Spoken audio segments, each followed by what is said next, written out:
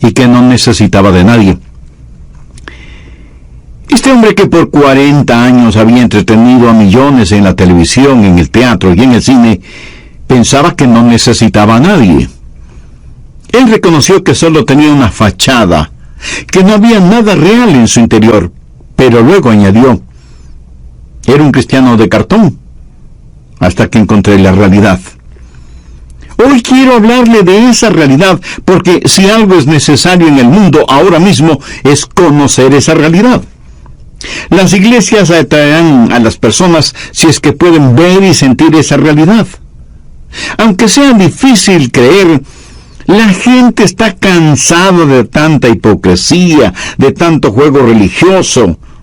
Andan en busca de realidades. La más profunda hambre en el corazón de cada hombre, de cada mujer, de cada niño, de cada niña, es hambre de Dios, hambre de Jesús. No quieren simplemente saber algo acerca de Él. Quieren conocerle como realidad. La iglesia necesita alcanzar a la gente. Y para poder evangelizar, debemos tener esta brillante realidad en nosotros y dejar de ser cristianos de cartón. Este versículo de Proverbios no solo que habla del testigo mentiroso y la realidad de su destino, sino que también nos da a entender la realidad del testigo fiel. Dice que el testigo falso perecerá. Es algo fatal no tener la realidad, ser falso, ser un cristiano de cartón. Ahora veamos el capítulo 7 de Mateo. Quiero mostrarle un sobrio pasaje de las Escrituras y le pido que ponga mucha atención, porque una de las artimañas favoritas del diablo es tratar de que usted, si ya es salvo, sea un testigo falso, sea un cristiano de cartón. Mateo 7:21.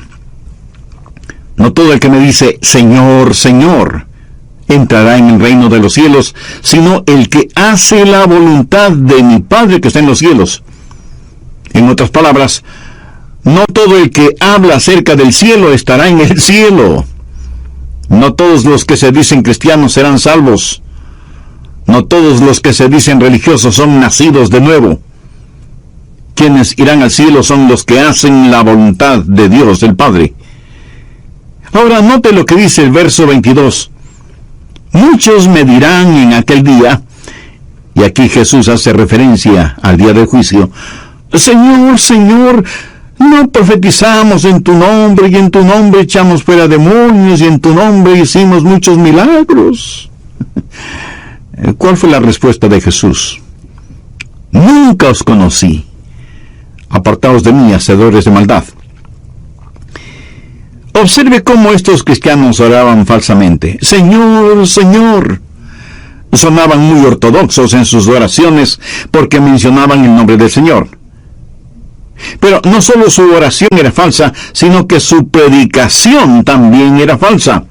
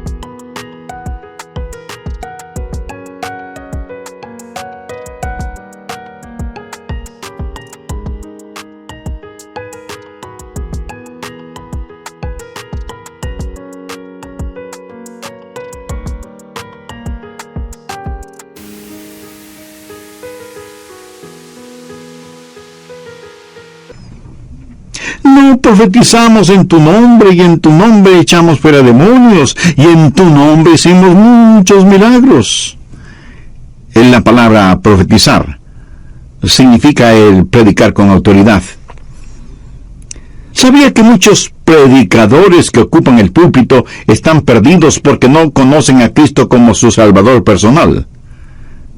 Ahora, reconozco que hay muchos pastores y predicadores que conocen al Señor, y su vida es un claro ejemplo de su obediencia y dedicación a Él.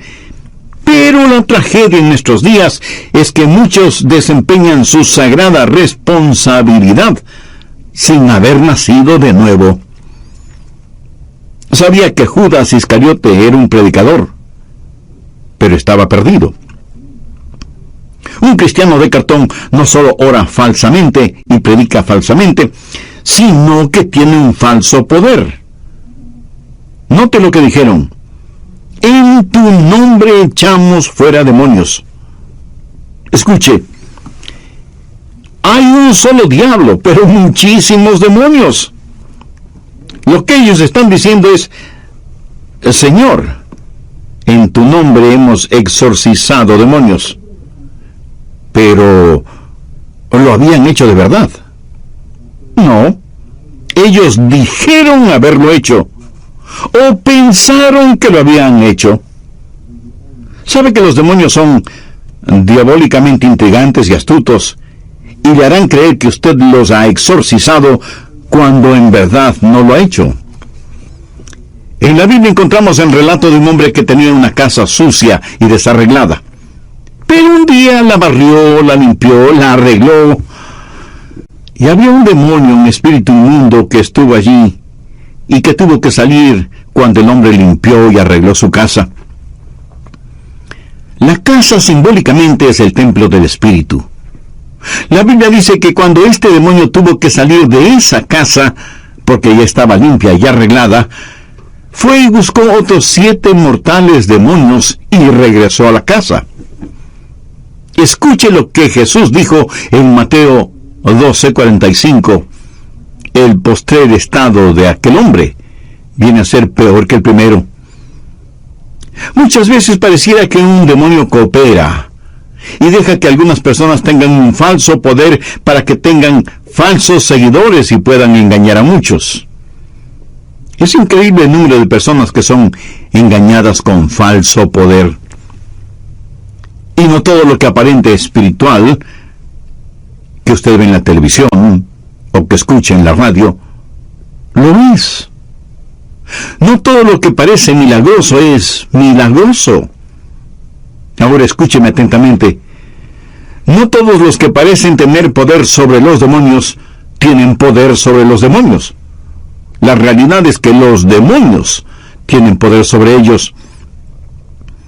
Muchos me dirán en aquel día: Señor, Señor. Esa es una oración falsa. No profetizamos en tu nombre. Esa es una falsa predicación. Y en tu nombre echamos fuera demonios. Ese es un falso poder. Y en tu nombre hicimos muchos milagros. Y ese es un falso rendimiento. A lo mejor cantan en el coro o son parte de la orquesta o desempeñan cualquier otra labor dentro de la iglesia y dicen: Señor, en tu nombre hicimos todas estas cosas. Proverbios dice: el testigo mentiroso perecerá. Y el Señor Jesús dice: nunca os conocí. Apartaos de mí, hacedores de maldad. Ahora es muy importante que usted entienda esto, porque lo que ellos estaban diciendo era: Señor, mira todas las cosas que hemos hecho. ¿Sabe cómo llamó Jesús a todas las cosas que ellos habían hecho? Iniquidades. Iniquidades. Y note que ellos no estaban diciendo que habían robado, o que habían violado, o que habían matado. Nada de eso. ¿Qué es lo que estaban diciendo? Señor, hemos orado, hemos predicado, hemos trabajado. ¿Cómo calificó Jesús el orar, el predicar y el trabajar de ellos? Iniquidad. Busque Isaías 64, verso 6, en donde el profeta dice que todas nuestras justicias son como trapos de inmundicia delante de Dios. ¿Sabe cuál es la peor forma de maldad humana? La bondad humana, cuando esa bondad se la tiene como sustituto del nuevo nacimiento. Esa clase de bondad humana, Jesús la califica como iniquidad. El testigo falso perecerá. Nunca os conocí, apartaos de mí, hacedores de maldad. ¿Lo ve? Cristianos de cartón que se vuelven testigos falsos. Pero ahora veamos la segunda parte de Proverbios 21-28. Mas el hombre que oye permanecerá en su dicho. la realidad de un testigo fiel. ¿Cuáles son las marcas de un testigo fiel? ¿Cuáles son las 3 marcas de eso que llamamos religión para saber que es real? Primero, debe haber una adoración que escucha. Saber escuchar. Ningún hombre conoce a Dios. Ningún hombre está preparado a servir a Dios si antes no escucha al Señor. Una de las marcas de un verdadero cristiano que sabe la realidad de los asuntos espirituales es que escucha la voz de Dios. Mas el hombre que oye está en contraste con el testigo falso que no oye. ¿Qué es lo que Jesús dijo en Juan 10:27? Mis ovejas oyen mi voz y yo las conozco. Bien podríamos decir que el Señor no conoce a nadie que no haya escuchado su voz. Usted no puede ser un cristiano sin escuchar la voz del Señor Jesucristo.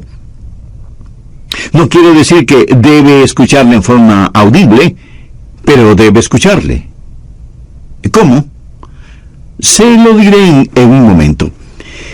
Jesús estuvo delante de Poncio Pilato, quien trató de iniciar con Jesús un argumento. Pilato quería que Jesús se defendiera, pero Jesús no lo hizo. Busque el Evangelio de Juan, capítulo 18, verso 37. Le dijo entonces Pilato: «¿Luego tú eres rey?». Respondió Jesús: «Tú dices que yo soy rey. Yo para esto he nacido, y para esto he venido al mundo». Ahora, por favor, ponga atención a las siguientes palabras de Jesús. «Para dar testimonio a la verdad, todo aquel que es de la verdad, oye mi voz». ¿Lo entendió? Un testigo fiel escucha la voz del Señor. ¿Cuál es la voz del Señor? Su palabra. La Biblia, desde el Génesis hasta el Apocalipsis, es la voz del Hijo de Dios, y usted debe escucharla. Bien lo dijo el apóstol Pablo en su epístola a los Romanos 10:17. Así que la fe es por el oír, y el oír por la palabra de Dios. ¿Quiere usted escuchar la voz de Dios? La fe es por el oír, y el oír por la palabra de Dios. Esa es la forma en que usted escuchará la palabra de Dios. Por medio de la Biblia es la única forma en que usted escuchará la palabra de Dios. Por su palabra sabemos que cuando Dios habló, las galaxias y los universos fueron formados. Él sostiene todas las cosas por el poder de su palabra. Hay poder en la palabra de Dios. Poder para convertir y poder para hacer que una persona nazca de nuevo. No de simiente corruptible, sino de incorruptible por la palabra de Dios que vive y permanece para siempre. Poder para complementar. Desead como niños recién nacidos la leche espiritual no adulterada, para que por ella crezcáis para salvación. Poder para limpiar. El salmista dijo: ¿con qué limpiará el joven su camino? Con guardar tu palabra. Poder para pedir. Si permanecéis en mí y mis palabras permanecen en vosotros, pedid todo lo que queréis, y os será hecho. Poder para conquistar. Y tomad la espada del Espíritu, que es la palabra de Dios. Poder para aconsejar. Redarguye, reprende, exhorta con toda paciencia y doctrina. Si usted quiere saber lo que es bueno, lo que es malo, cómo ser justo y permanecer justo, hay poder en la palabra de Dios, consejo en la palabra de Dios. La marca de la realidad es que usted está escuchando la voz de Dios. No puede ser un verdadero cristiano hasta que escuche la voz de Dios por medio de su palabra. Pero también puede escuchar la voz de Dios por medio de algún predicador.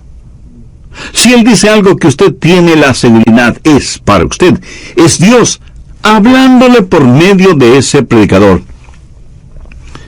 Si este momento todo lo que hace es escuchar a Adrian Rogers, entonces no podrá oír la voz de Dios. Pero si usted deja que el Espíritu Santo le llene mientras predico, entonces podrá escuchar la voz de Dios. Y quiero que tenga la absoluta seguridad que cuando abre su Biblia para estudiar y meditar en ella, Dios le hablará. Esa es la realidad. El testigo fiel oye, escucha por medio de la adoración. Ahora, no se atreva a hablar por Dios hasta cuando no haya oído la voz de Dios. Pero si escucha la voz de Dios, no se quede en silencio. De lo que oímos, hablamos. Hablamos en representación del Señor porque hemos escuchado la voz del Señor. Pero si Dios no le ha hablado, por favor mantenga su boca cerrada. Ese es el problema con muchos predicadores en nuestros días. Están hablando cuando ni siquiera estuvieron escuchando la voz de Dios. Están enseñando las cosas de sus propias mentes en vez de enseñar lo que el Espíritu Santo tiene que decir. Miremos lo que el apóstol Pablo dice en 1 Corintios 15:3. Y es una extraordinaria declaración. Porque primeramente os he enseñado lo que asimismo recibí. ¿Qué es lo que Pablo está diciendo? Dice que solo está de pasada, que no es el originador de lo que enseña, sino solo el transmisor. El mismo Señor Jesucristo es el ejemplo en todo esto. Veamos lo que Jesús dijo en Juan 8:26. Porque muchas cosas tengo que decir y juzgar de vosotros. Pero el que me envió es verdadero, y yo lo que he oído de él, esto hablo al mundo. Jesús dijo, de lo que he oído, de eso hablo. Pablo dijo, de lo que he oído, de eso hablo. Esa es la diferencia entre un abogado y un testigo. Jesús nunca dijo, ustedes serán mis abogados. Pero sí dijo, ustedes serán mis testigos. ¿Sabe usted lo que un abogado hace? Un abogado argumenta el caso. ¿Sabe usted lo que un testigo hace? Un testigo dice solo lo que ha visto y escuchado. ¿Cómo usted podría ser un testigo si no ha visto ni escuchado nada? Dios no le ha llamado para que sea abogado, sino para que sea testigo. Y usted no podrá hacerlo, a menos que haya visto y oído. Amiga, amigo, ¿posee usted esa realidad? Quiero decir, ¿tiene usted a Jesucristo en su corazón? Si todavía no lo tiene, no quisiera hacer esa decisión ahora mismo. Le voy a guiar en una corta oración. Usted repítala, pero dígala con sus propias palabras. Exprese su íntimo sentir y hágalo con convicción, con sinceridad y con profunda fe. Eterno Dios, gracias por hablarme por medio de este mensaje. Me doy cuenta que he estado jugando a la religión, alejado de arrodillado. Al hablar acerca de su vida, Al Linkletter confesó, no estuve arrodillado ni 2 segundos, cuando de pronto ya no me importaba lo que los demás pensaran de mí. Hasta ese momento, yo me había creído suficiente y que no necesitaba de nadie. Este hombre que por 40 años había entretenido a millones en la televisión, en el teatro y en el cine, pensaba que no necesitaba de nadie. Él reconoció que solo tenía una fachada, que no había nada real en su vida. Pero luego añadió, era un cristiano de cartón, hasta que encontré la realidad. Hoy quiero hablarle de esa realidad porque si algo es necesario en el mundo ahora mismo es conocer esa realidad. Las iglesias atraerán a las personas si es que pueden ver y sentir esa realidad. Y aunque sea difícil creer, la gente está cansada de tanta hipocresía, de tanto juego religioso, andan en busca de realidades. La más profunda hambre en el corazón de cada hombre, de cada mujer, de cada niño y de cada niña es hambre de Dios, hambre de Jesús. No quieren simplemente saber algo acerca de Él, quieren conocerle como realidad. Y la iglesia necesita alcanzar a la gente, y para poder evangelizar debemos tener esta brillante realidad en nosotros y dejar de ser cristianos de cartón. Déjeme decirle cómo sé que hay muchos cristianos falsos. Porque nunca hablan de Dios, ni de las cosas espirituales que tienen que ver con Dios. Usted nunca me convencerá de la realidad de Cristo en su vida si jamás habla de su vida en Cristo. Usted puede ser un famoso actor o una renombrada actriz.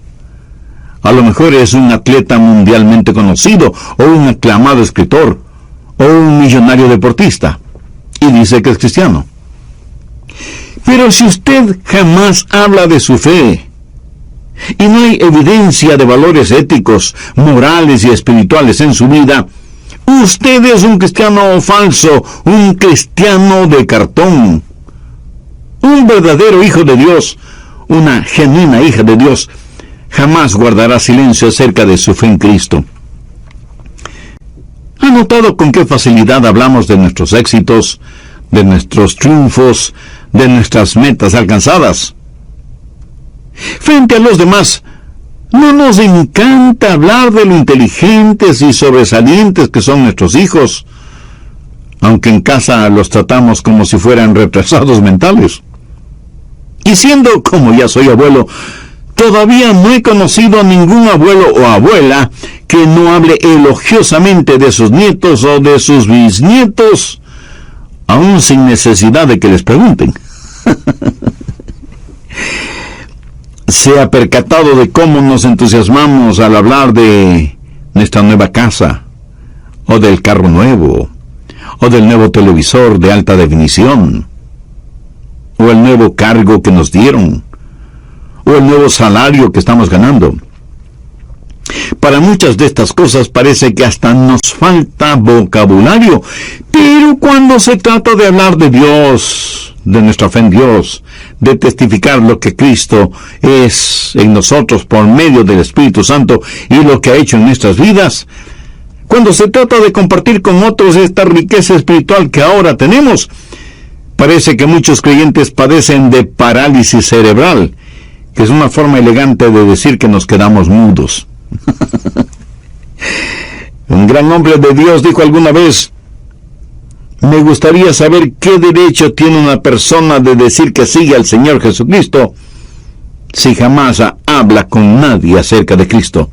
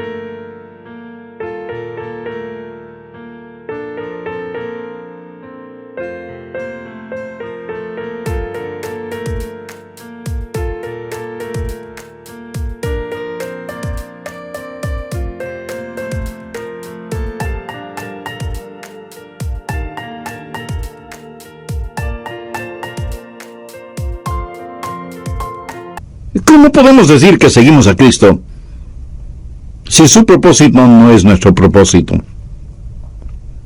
Jesús dijo: seguidme y os haré pescadores de hombres. Amigo, si usted no está pescando, es que no está siguiendo. El testigo mentiroso perecerá.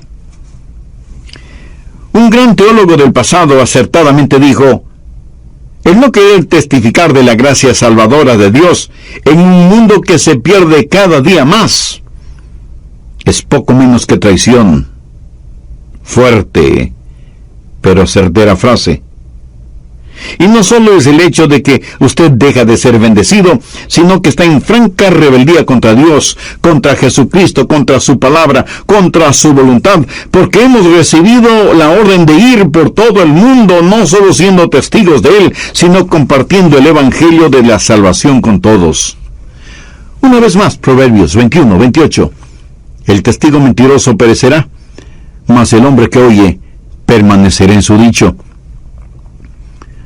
Usted no puede hablar hasta que no haya escuchado, pero cuando haya escuchado, usted no puede permanecer en silencio. Debe proclamar a voces al Señor Jesucristo. Esa es la marca de toda persona nacida de nuevo.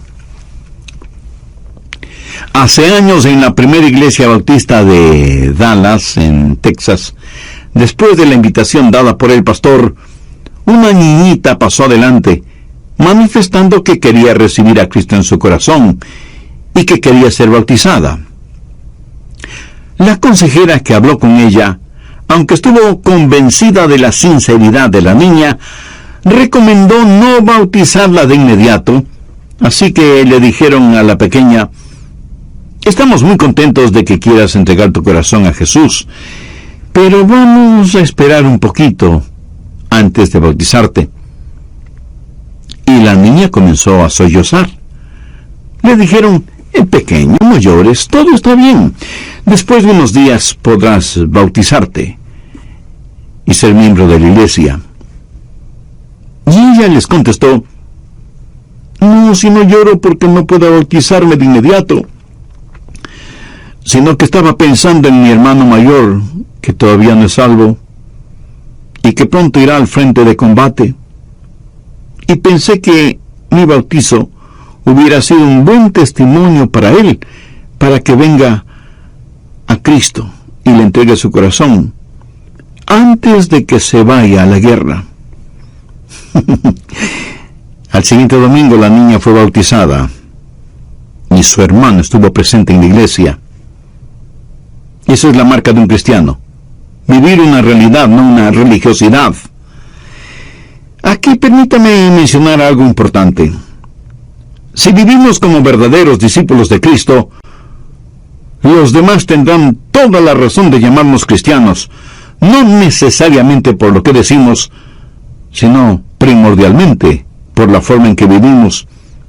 En el libro de los Hechos, en el capítulo 11 y al final del verso 26 leemos: y a los discípulos se les llamó cristianos por primera vez en Antioquía.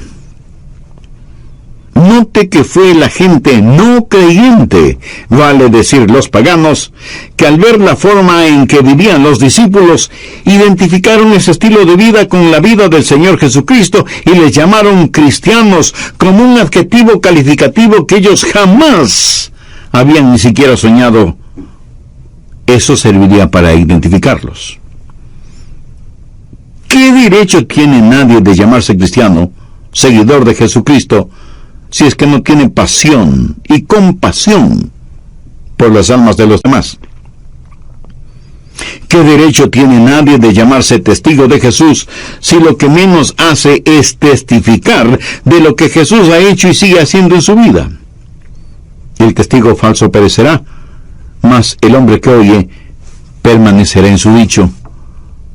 Cuando usted oiga la voz de Dios hablándole desde las páginas de la Biblia o por medio de un mensaje radial como el que está escuchando, no se quede callado.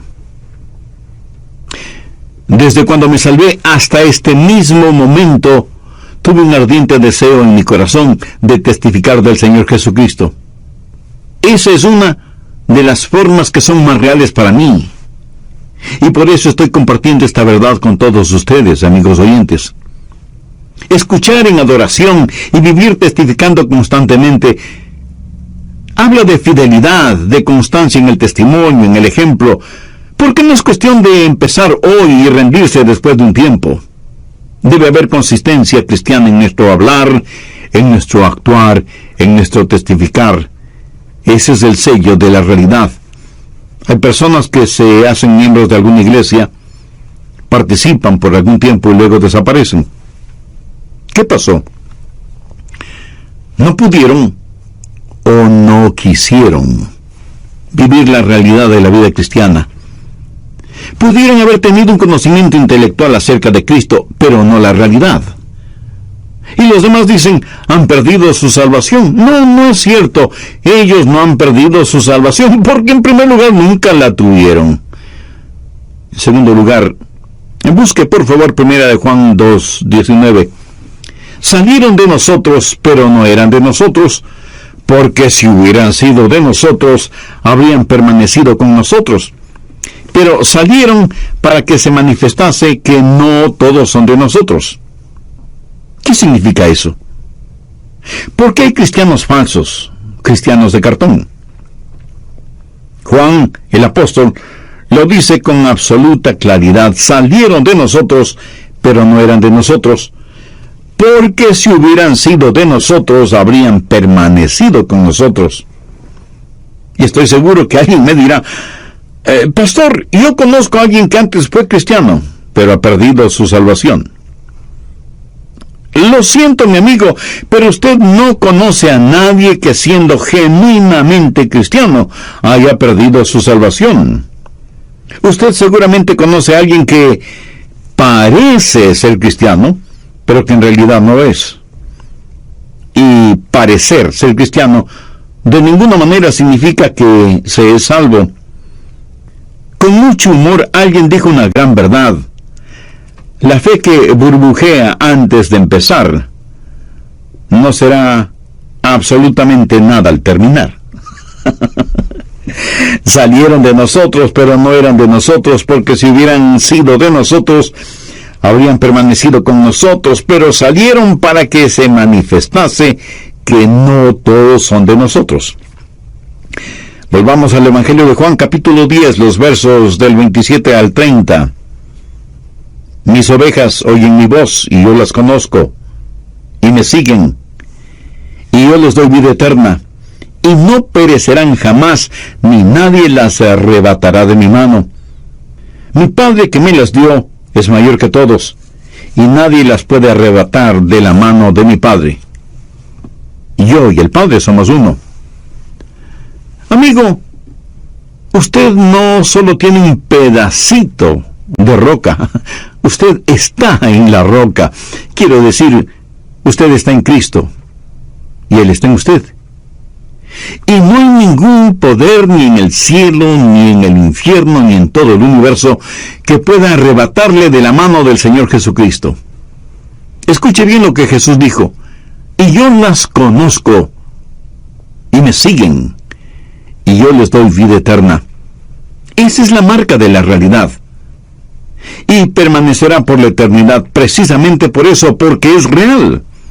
Dios le protegerá. Si usted es salvo, el amor de Dios es como un potente manto elástico alrededor suyo. Cuando usted se desvía, siempre le trae de regreso. ¿Por qué hace eso Dios? Pues porque le ama. Y le protege con su gracia y con su gran poder. Entonces, ¿cuál es la marca de un testigo fiel? Escuchen, adoración. Es un testigo viviente, y su caminar es constantemente recto, en contraste con el testigo mentiroso que perecerá. Le voy a contar acerca de un miembro de una iglesia, y seguramente, como muchos miembros de las iglesias en la actualidad, no tenía la seguridad de su salvación.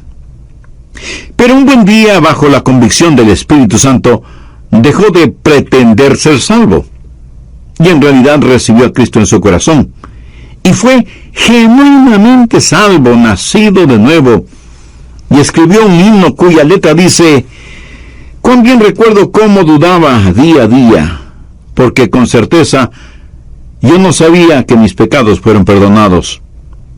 Y cuando el Espíritu me decía la verdad, yo no la recibía, y me engañaba yo mismo, diciéndome que era feliz, y que ninguna necesidad tenía. Pero un día oré a Dios muy sinceramente, sin importarme lo que pudiera decir la gente. Estaba hambriento por su bendición. Mi alma debía ser alimentada. Por fe me acerqué a Él, y mi alma de mis pecados fue librada. Oh, cómo le bendigo a Dios, que es una realidad en mi alma comprobada. Este himno es, en verdad, el testimonio de este hombre que se cansó de ser cristiano de cartón y por fe aceptó a Cristo, fue salvo y se volvió un testigo verdadero que pudo decir: Dios es real. Dios es real. Le voy a hacer una pregunta que le parecerá un poco extraña. ¿Es usted un cristiano que se asemeja a un signo de admiración? O más bien parece un signo de interrogación. ¿Es usted un cristiano de cartón? Entonces usted va a perecer. No me importa si usted es miembro de alguna iglesia, de la denominación que sea. Si usted es un testigo falso, perecerá. Jesús le dirá: nunca os conocí. Apartaos de mí, hacedores de maldad. ¿Ha escuchado usted la voz de Dios? ¿Le ha oído lo suficiente como para querer ser su testigo fiel? ¿Es usted salvo o salva? Hay una constante rectitud en su vida. Si usted no conoce al Señor Jesucristo como su Salvador y Señor personal, este es el momento que puede conocerle. No como un ritual, sino como una realidad. No como una religión, sino como una relación. Si usted tiene ese deseo en su corazón, le invito a orar conmigo una corta oración. Yo voy a orar para servirle de guía, pero ore usted diciendo esta oración con sus propias palabras. Puede orar en voz alta o en voz baja, o silenciosamente si así lo prefiere. Pero ore sinceramente, con profunda fe, y diga: querido Dios, sé que me amas y que quieres salvarme. Reconozco que soy pecador. Reconozco que he estado jugando a ser cristiano. Por eso necesito tu perdón. Por eso me acerco a ti en busca de tu gracia y misericordia. Señor Jesús, tú entregaste tu propia vida en la cruz del Calvario para pagar la deuda de mis pecados.